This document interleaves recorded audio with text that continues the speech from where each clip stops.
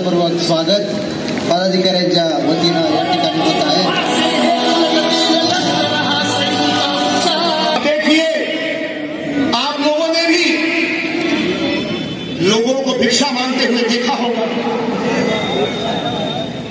दे दे बाबा दे दे, राम के नाम पे दे दे, कुछ तो दे दे बाबा राम। जयमर जिथे जिथे मोदी जातात तिकडे एअरफील्ड बंद करून टाकतात। सर्वसामान्य माणसांना जाता येत नाही तिकडे। जिथे सभा असते तिथे पूर्ण म्हणजे पुण्यात सभा झाली जणू काही लष्कराची छावणी असावी अशा पद्धतीने बंदोबस्त लावला होता। आणि असं सगळं छान शोकी करून तुम्ही मतांची भीक मागता आणि ज्यांच्याकडे भीक मागता तुम्ही त्यांच्याकडे विचार केला। आता तुम्ही तुमचे जे काही जोडे घेतच नाही। एक भगिनी जिच्या निष्ठेचा विचार करून तिच्या कर्तृत्वाचा विचार करून आमच्या भारतीताईंचा या पालघर जिल्ह्यासाठी पहिली महिला आमच्या महिलांमध्येच काय संपूर्ण पालघर भाषणांमध्ये एक नवचैतन्य निर्माण झालं ते यासाठी की या मशाल याला हाताचा पंजा या चिन्हामध्ये असा हातात धरून त्या मशिनावरती बटन दाबायचं आहे आणि मशाल या चिन्हावरती बटन दाबून भारती कांबळीला विजयी करायचा आहे। मित्रांनो, ही निवडणूक ही फक्त पालघरची निवडणूक नाहीये।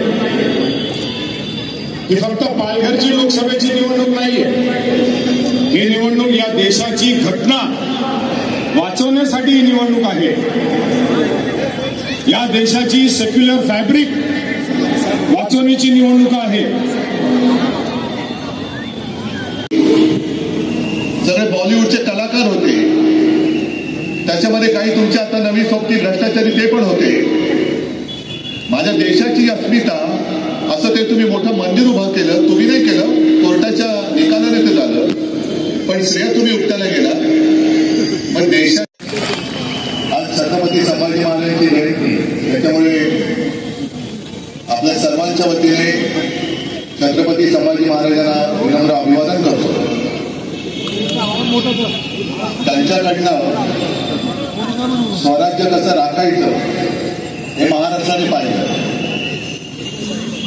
त्यांच्यावर दबाव आणला होता, दडपण आणलं होतं,